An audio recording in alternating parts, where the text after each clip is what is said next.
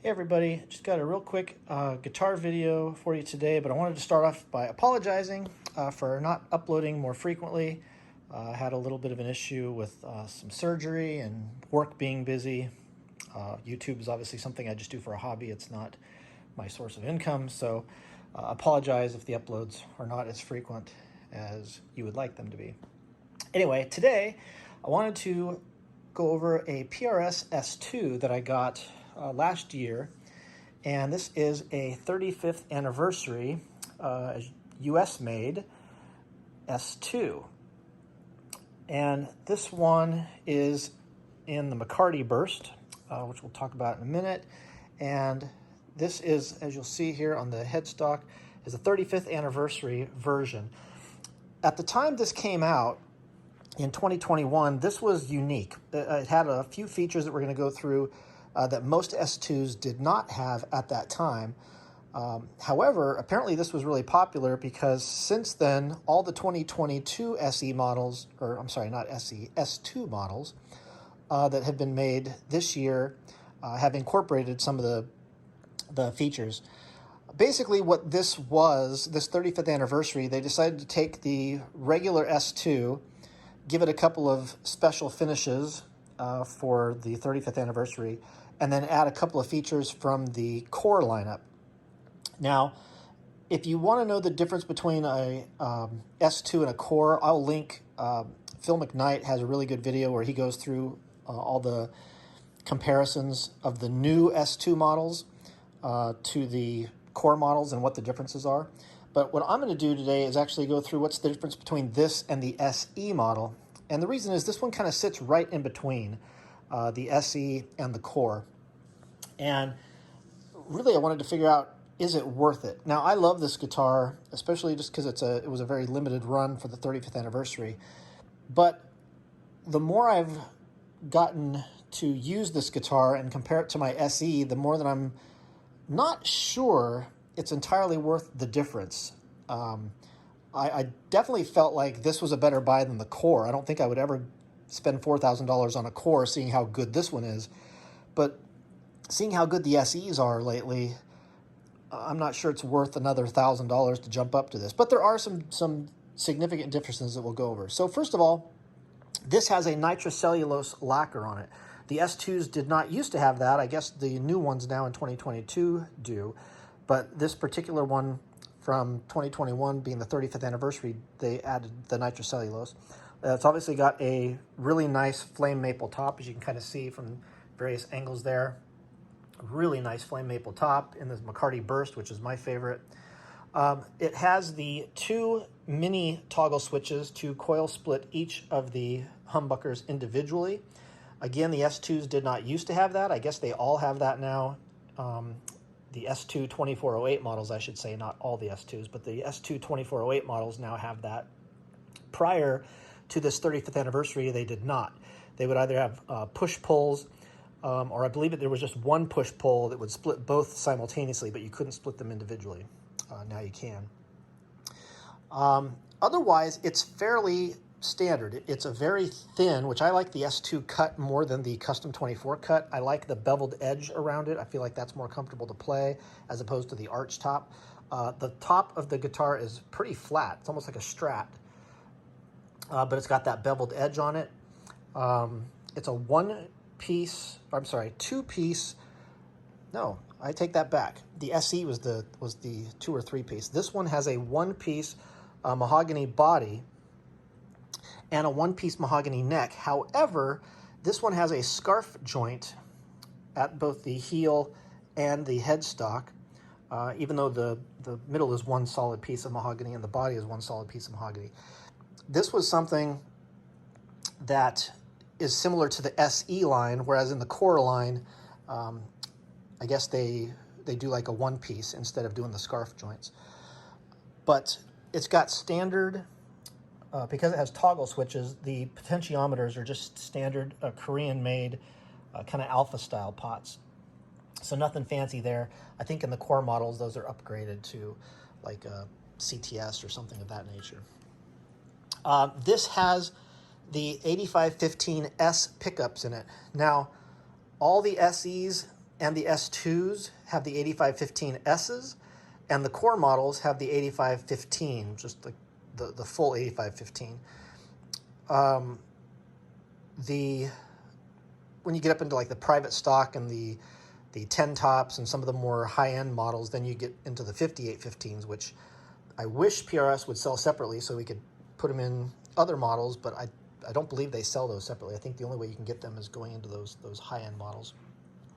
The fretboard, it's hard to see this lighting, but there is a little bit of figuring in it where you can see there's some streaks of some light and dark. So it's really nice rosewood fretboard, 24 frets, obviously, there with the owl. However, this does not have the pearl inlays. This is just like an ivory white, I don't know if it's plastic or what it's made out of, but it's just a solid white inlay. And then, of course, the gold leaf signature inlaid to the headstock there, and the phase 3 locking tuners. And then it has the standard, the same tremolo and block system that the SE models have. However, it does have speed knobs. These are really low friction knobs. They almost spin too easily. Sometimes when you're strumming, if your hand comes down, you can knock this knob and it turns really easily. You can just see like barely brushing it, the knob can turn. So not sure if I like that or not. I think I would prefer to have a little bit higher friction knob just so I don't accidentally bump it.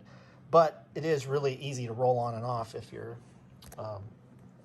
if that's something that you do a lot when you play.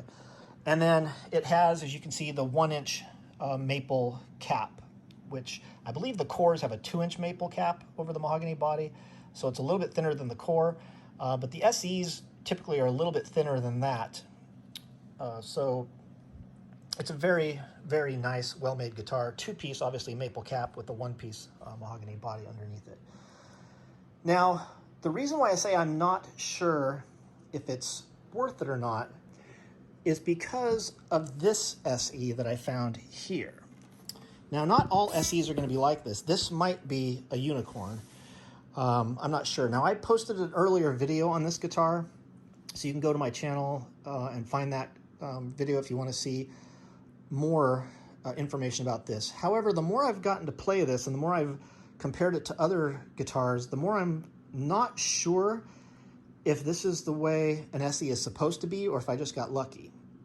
So again, rosewood fretboard with like some figuring and streaking in it. Most of the SEs I've seen, it's just kind of like solid rosewood. It does not have the locking tuners like the S2 does, and it has just a stamped signature. So, there's obviously some differences. This also has a koa veneer as opposed to a 2-piece flamed maple top. There's no nitro finish on this. So obviously you're getting something for the extra $1,000 you're paying for the S2. However, this also has a 1-inch maple cap underneath it. Now, it's a multi-piece. You can kind of see the seam right there. And the mahogany body is a 3-piece mahogany body. You can see the seams there. But this has a shielded cavity back here, which the S2 and even the core models, I've seen a couple of core models like in Phil's video, they're not shielded. Now maybe they did that because the SE normally doesn't have as high quality shielding on their wires or something, and so maybe it needs it, but I thought that was interesting. But what's really interesting is you'll notice here, this cavity is routed out so that the plate sits flush with the body. On the S2, that is not the case. The S2 is not routed out, so the plate actually sits on top of the body, just like that one there.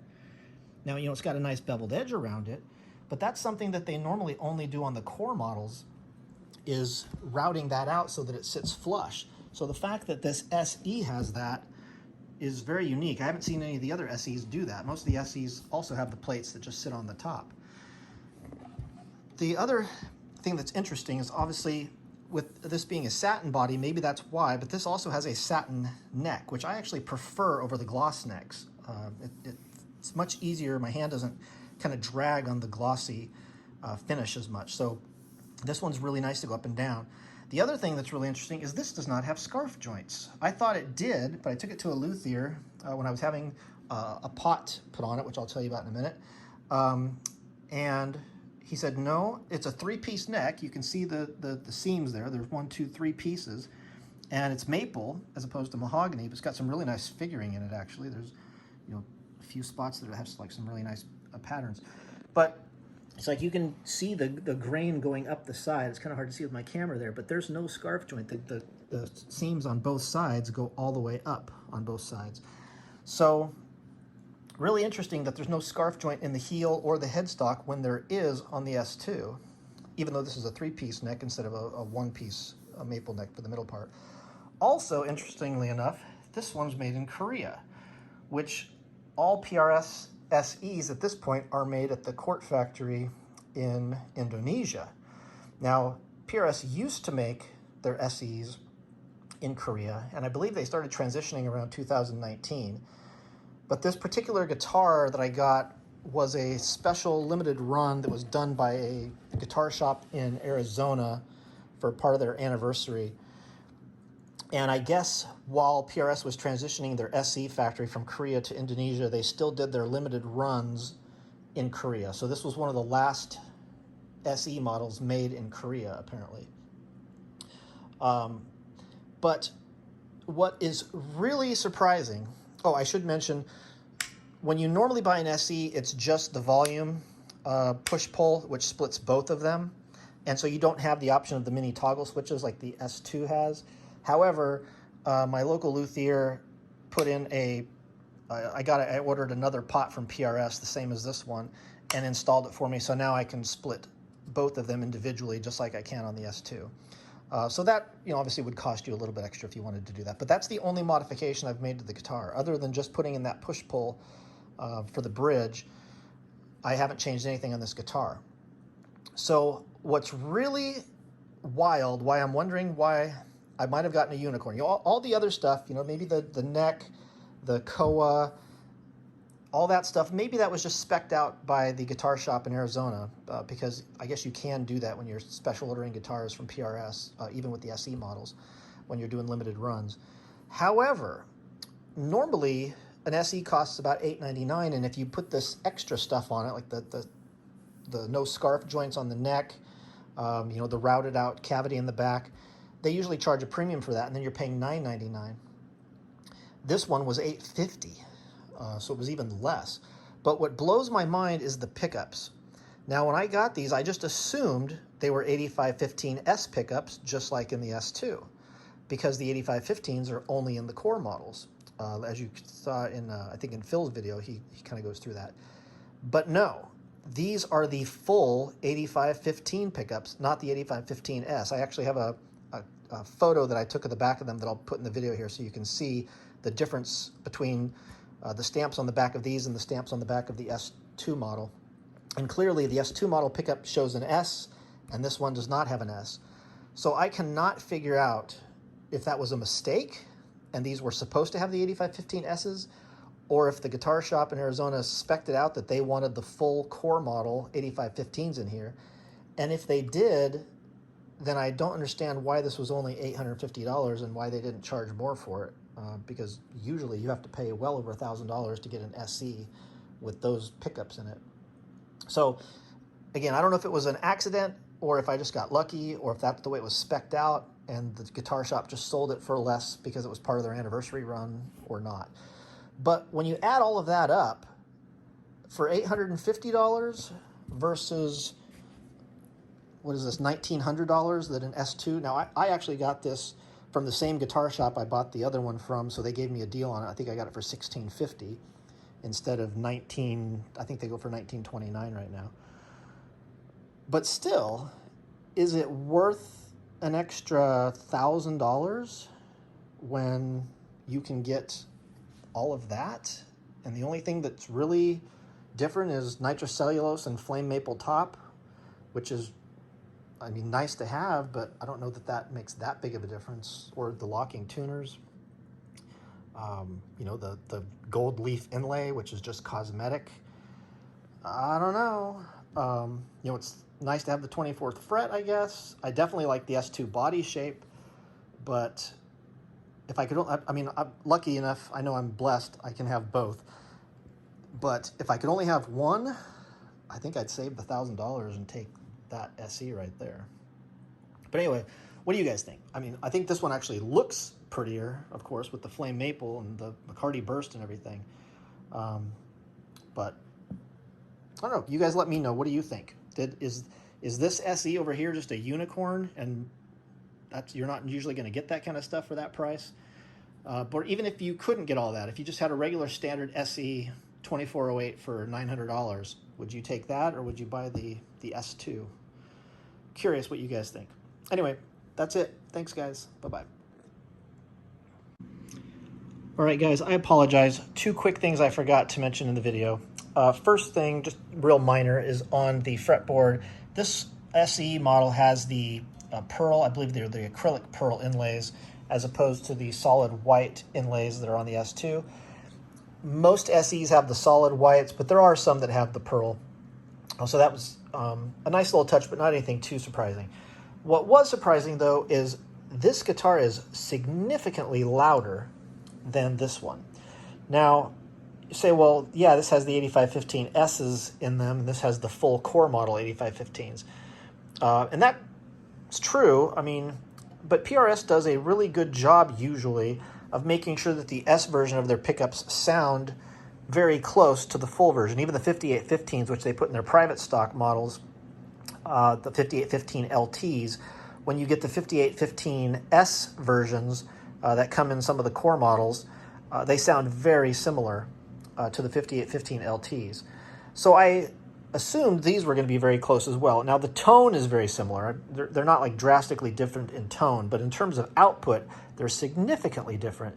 So I don't know if it's the gauge of wire or the magnets or what, but something's going on. So to show you here, I got a multimeter out. I've got in the neck pickup here on the S2, if I just check that here, we've got an output of 4.13, so very low output. And on the SE model, 8.0, almost 8.1. So almost twice the output on that neck pickup in the SE versus the S2. Now the bridge is closer. If you go to the bridge pickup on the S2, we've got 8.6, and on the SE, 8.6. So for whatever reason, the bridge is very similar between the two, but the neck pickup in the SE significantly louder and hotter output than in the S2. Now that's a personal preference. That's not necessarily a good thing or a bad thing. Some people prefer the lower output. Some people prefer the hotter pickups.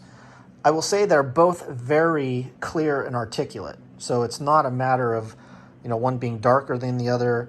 This one's just going to push the front end of your amp a little bit more than this one will.